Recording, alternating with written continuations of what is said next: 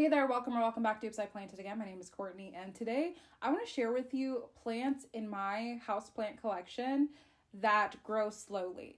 Now, part of this is that in general, like some of these plants are just slow growers, and the other part is probably my care towards them. So I want to preface with that. The first plant I want to show you is this huge one that I got recently. Well, I got it in January. It's March now, but this is the Philodendron Columbia. I did an unboxing video for this. I got this from Equigenera, and this is like very big.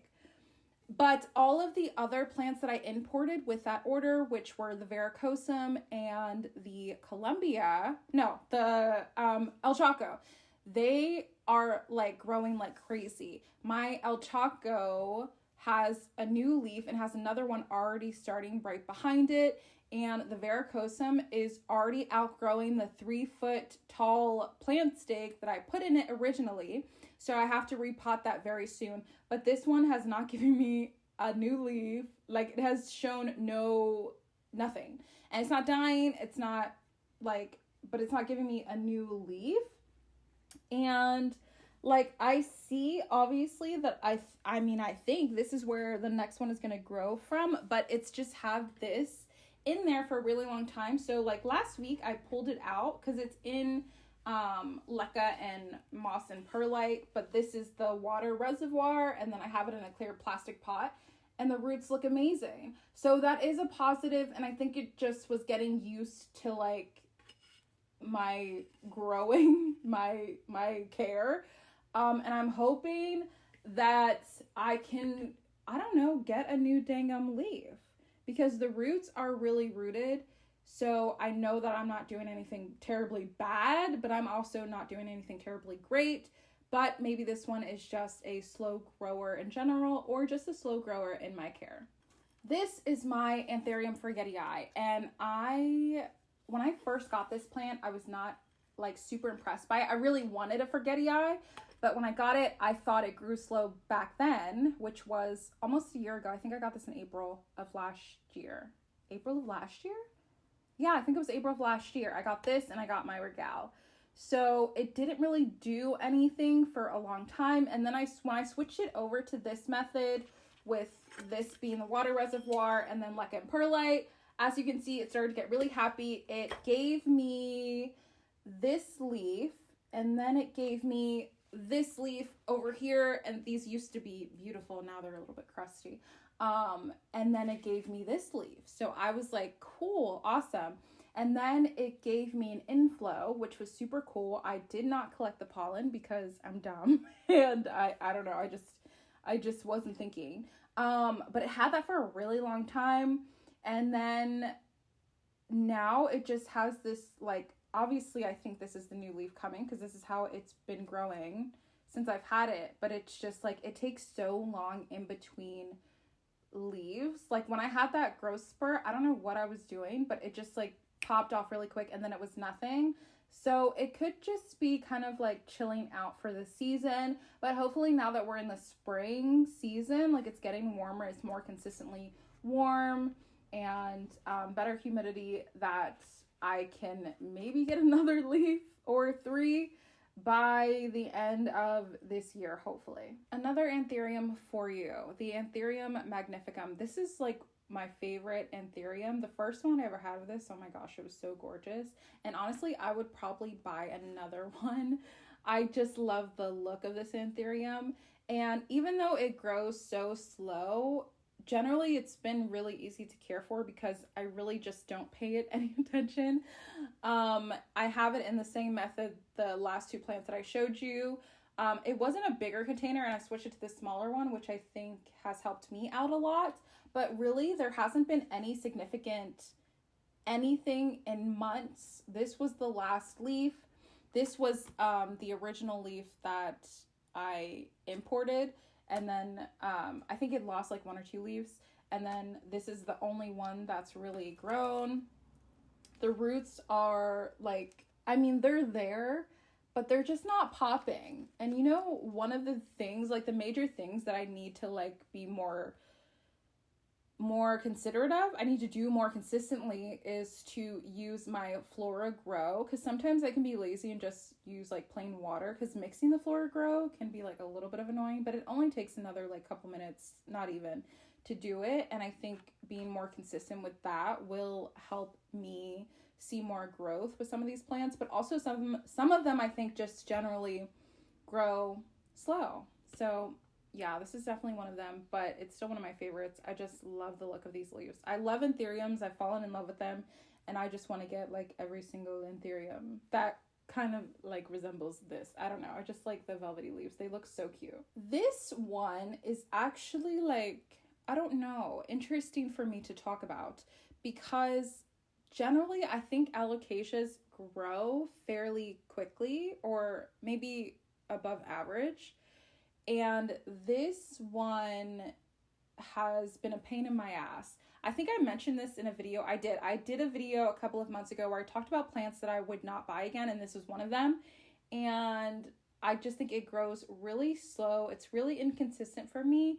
Since I did change the method of growing, this one is in drainless potting, and I have just like a perlite at the bottom, and I have it in soil. I can tell that the roots really like it, and they're already growing down towards the bottom.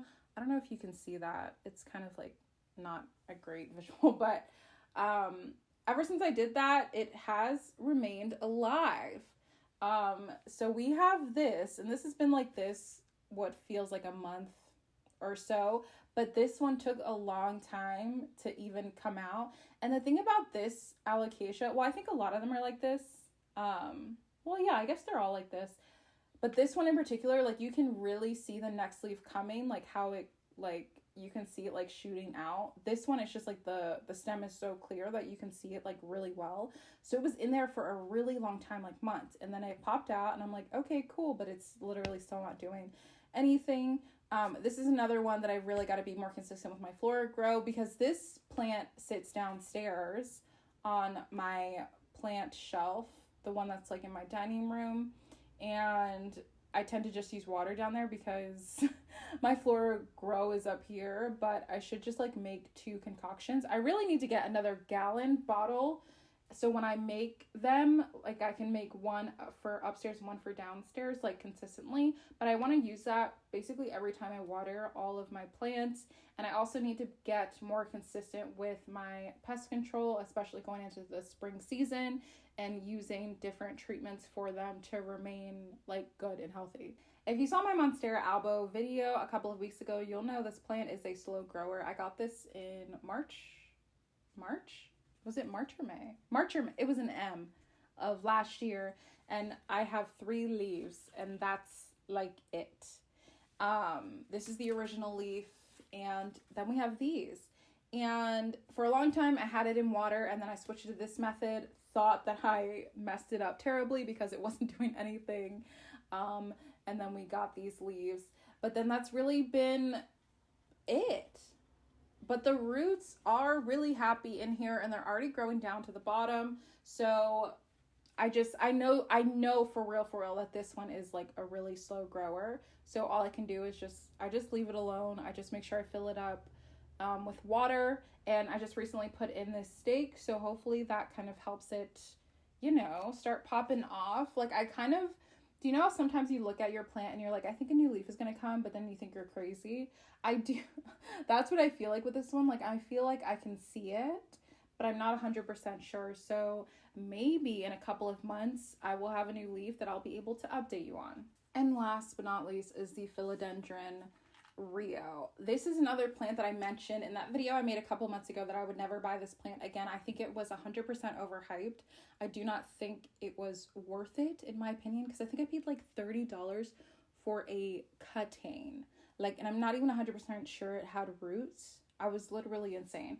But this like new growth, all of this didn't happen until I put it in leca, and like I have it like this. I've had this plant at least, I'm like 90% sure I got this in 2021, which for a plant to not grow that much is absolutely insane. I will say part of it I think is because of my care. It was a little bit neglected in the grow tent. It was in moss for a long time. And sometimes with moss, I tend to just like, if it's just in moss, I'll forget it. I think right now, I don't have anything that's just in moss because for me, it's like a lot of upkeep to make sure the moss is moist. And if you don't do it, like it dries out the plants. I do have a bunch of cuttings that I grew in moss, like some squamiferum, some campo. I think I have some horsehead philodendron as well that I had all of these cuttings in moss, grew them. They're all growing really well, but they need to be repotted because maintaining moss is just a lot of freaking work. So this one was in moss for a long time and it was just neglected in the grow tent. But when I switched over to this method, it has started growing, but I just still think it's so slow for philodendron. And for like this kind, like similar to like the lemon lime philodendron and the philodendron Brazil and the heartleaf philodendron, all of those grow so fast for me in my collection. Like they just are putting out new leaves, it seems like every single day. But this one in particular, I just think is very underwhelming and it just grows so slow. And I just don't know if they grow slow in general. I never really did too much research on this. I was just like, oh, I like philodendron Brazil. I know I like this one. But I don't know. It just grows really freaking slow for me. And I just don't think it was worth it. It's really, the variegation, it's really not that big of a deal. It has been pretty consistent in its variegation, my one stripe, you know.